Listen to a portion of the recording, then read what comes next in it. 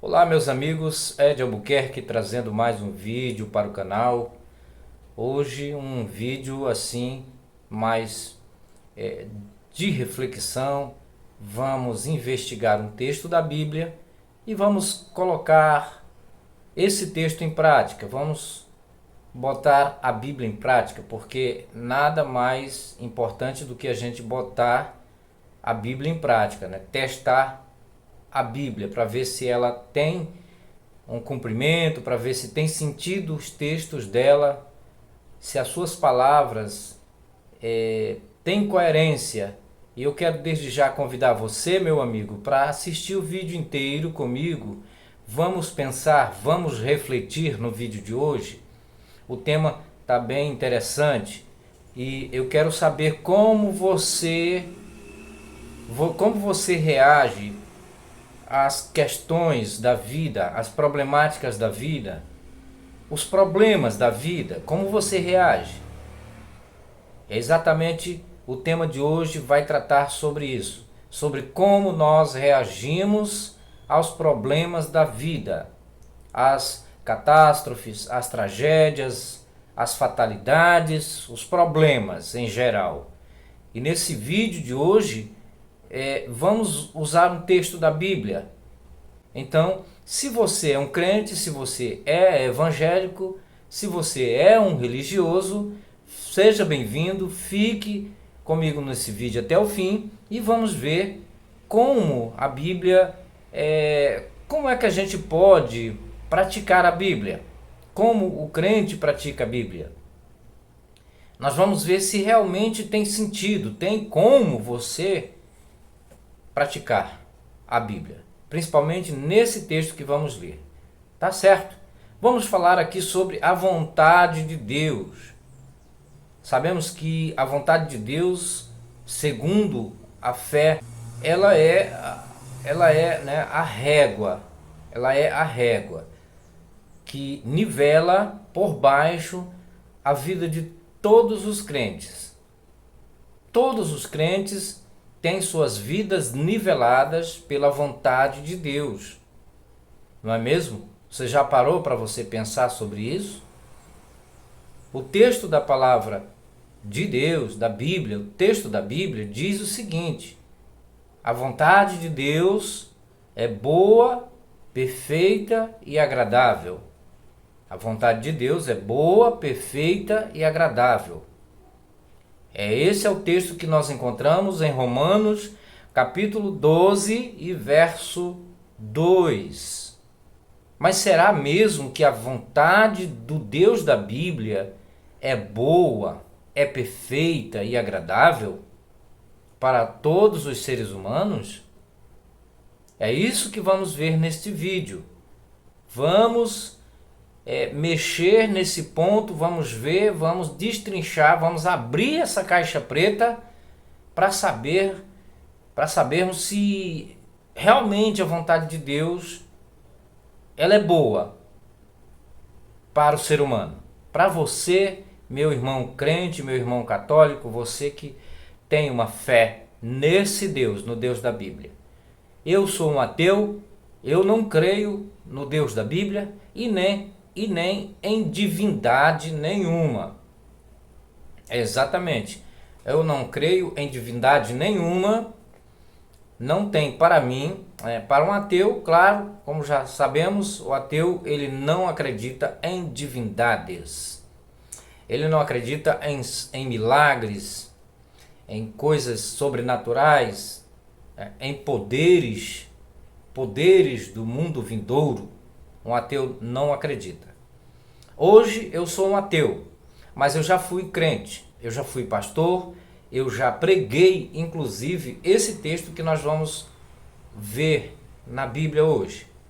Porém, quando eu era pastor, quando eu era crente, eu tinha uma mente, né, bitolada. Minha mente era controlada.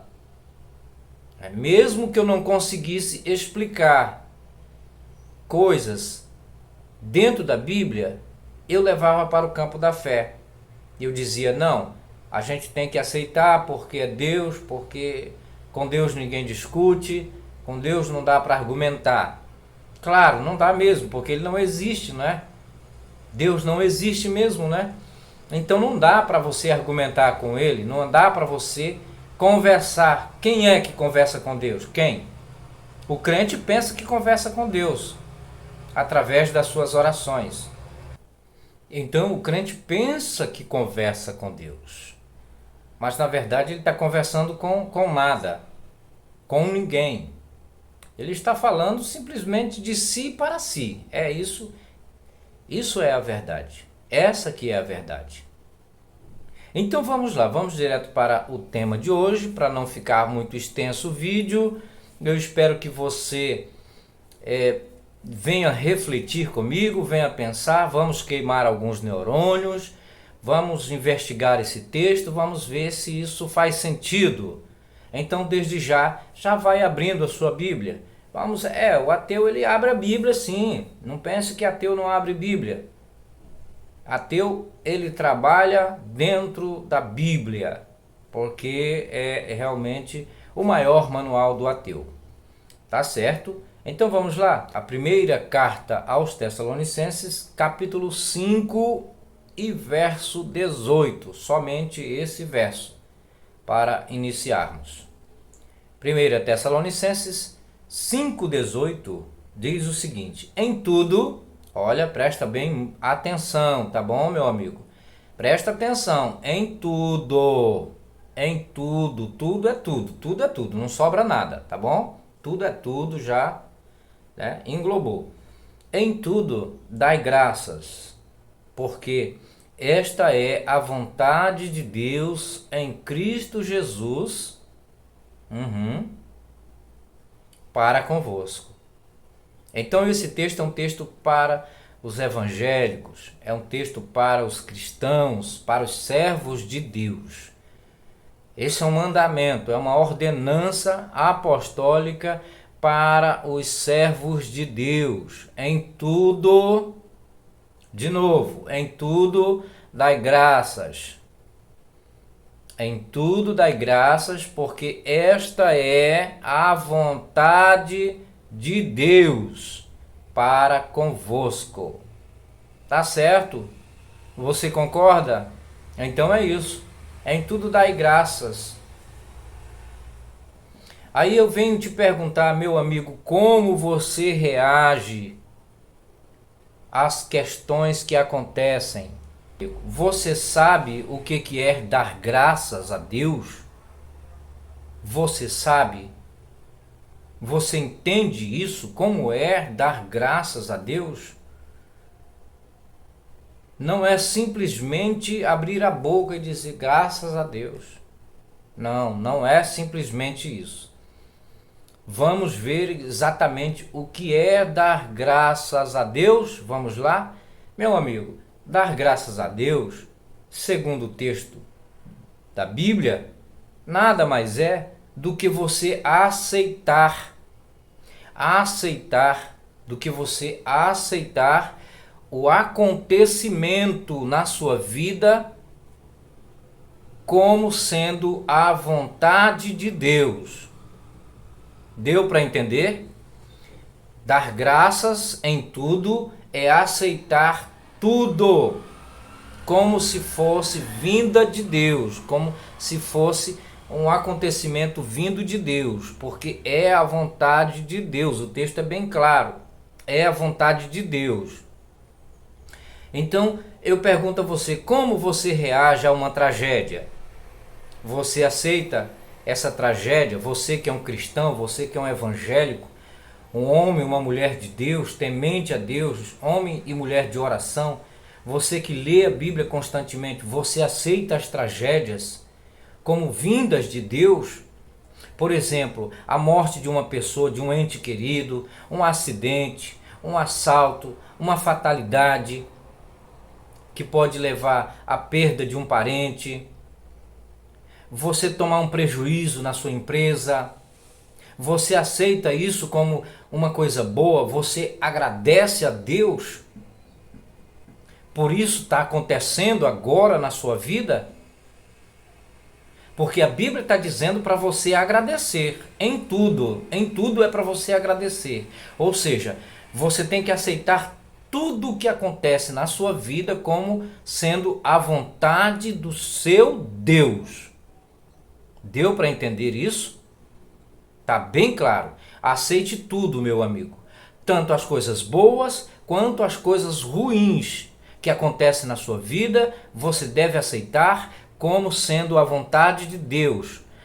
Haja visto que a vontade de Deus, como diz lá o texto de Romanos 12:2, diz, é boa, perfeita e agradável. Exatamente. A vontade de Deus é boa, perfeita e agradável e deve ser aceita sem questionamento, sem reclamação. Se você passar por uma tragédia, se você passar por uma situação constrangedora, complicada, de dor, de sofrimento, porque na verdade é isso que o texto sugere, são situações que causam dor, que causam sofrimento ao ser humano. Então você deve aceitar como sendo a vontade de Deus. E aí, você concorda com isso? Você entende assim? Porque tem que ser aceito assim. De outra maneira, você está fora da vontade de Deus. Você estará fora.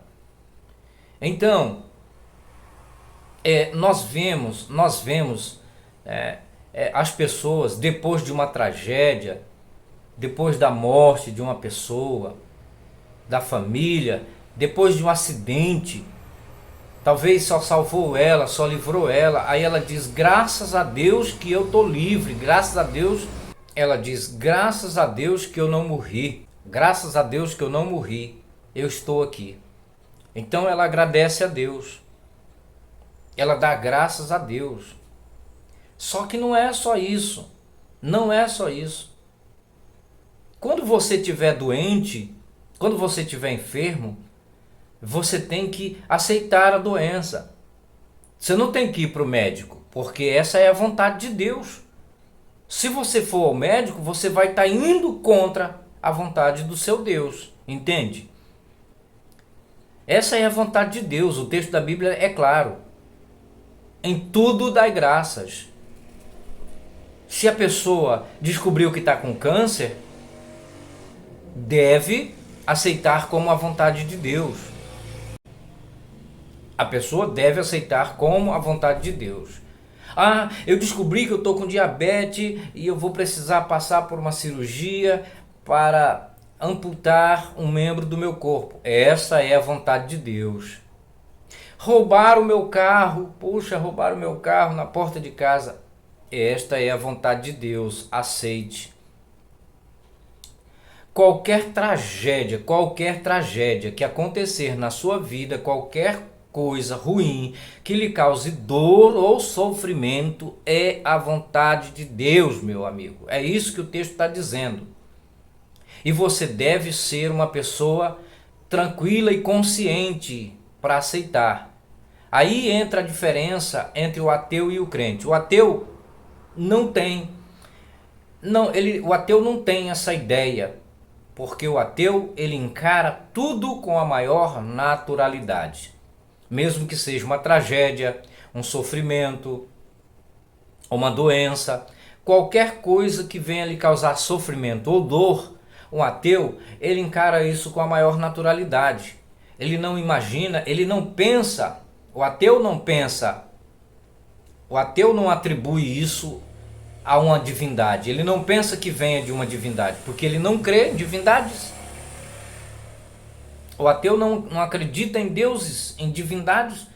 Por isso ele encara com a maior naturalidade. Se ele tiver que sorrir, ele vai sorrir. Se receber uma coisa boa, ele vai se alegrar, ele vai festejar. Ele não vai atribuir a divindade alguma. E se for uma tragédia, uma doença, a morte de uma pessoa, uma tragédia, um acidente, qualquer coisa que lhe cause sofrimento, ele vai encarar com a maior naturalidade, porque para o ateu não existe divindades, não existe Deus, nem para fazer o bem, nem para fazer o mal, entende?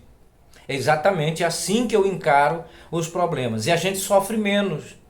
Essa que é a verdade, a gente sofre menos, porque a gente a gente não encara isso como se fosse uma coisa vinda de Deus, como se tivesse alguém por trás manipulando, operando, com um propósito de lá mais na frente te reembolsar por aquele sofrimento, por aquela perda, por aquele dano, por aquela doença, por aquela morte.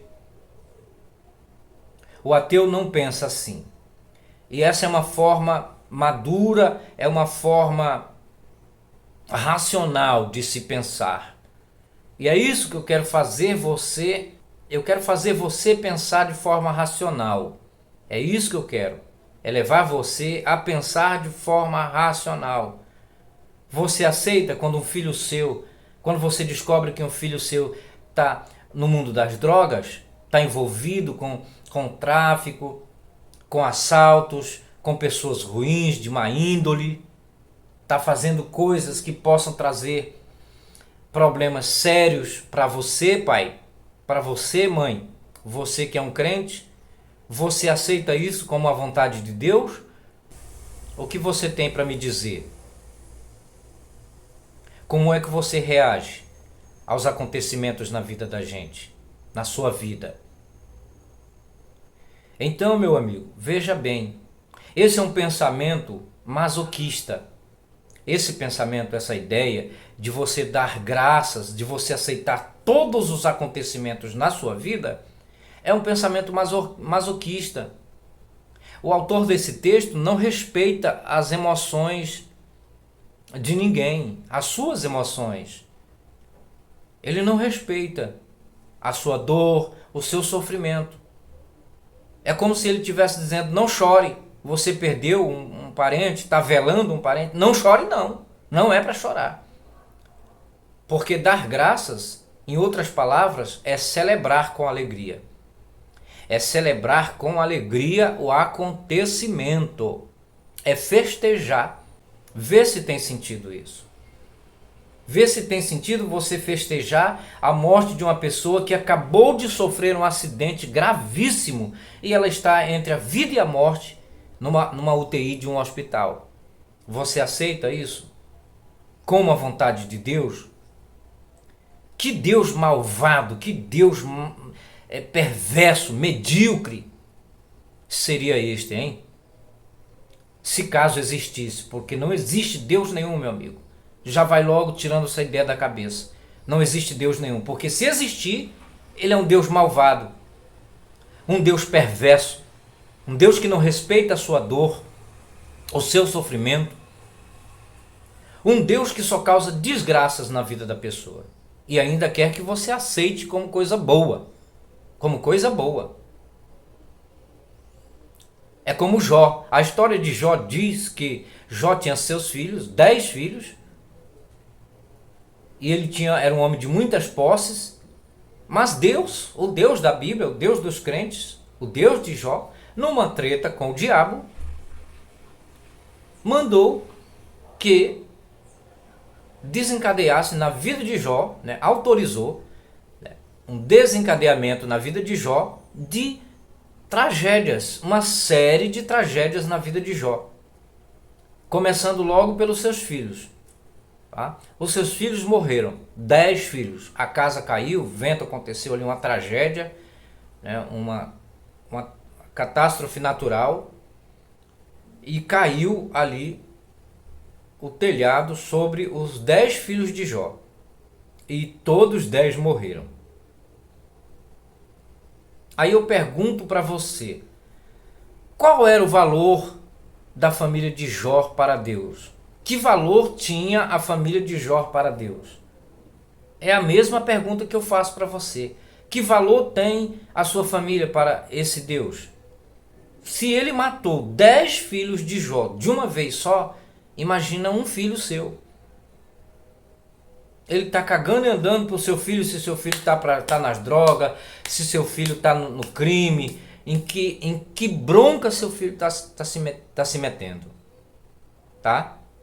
Porque segundo o texto fabuloso da Bíblia, que é uma fábula, Jó nunca existiu, esse fato nunca aconteceu, porque não tem registro arqueológico ou histórico extra-bíblico que venha confirmar essa história bíblica. Então não passa de uma não passa de uma fábula, é mito, mas no mito, na fábula, o Deus da Bíblia não ligou a mínima para os filhos de Jó. Estava pouco se lixando para a vida de Jó. E olha que, segundo o próprio texto, diz que Jó era o melhor servo desse Deus, né? Que servo na Bíblia é escravo. Jó era o melhor homem na terra, representante desse Deus. Era justo, íntegro, temente, que se desviava do mal. E Deus, o Deus da Bíblia, matou os filhos de Jó. Isso não parou por aí não. Acabou com todos os seus rebanhos. Jó era um milionário, mas ficou pobre. Todos os seus rebanhos foram surrupiados. E como se não bastasse, Jó ainda foi cometido de uma lepra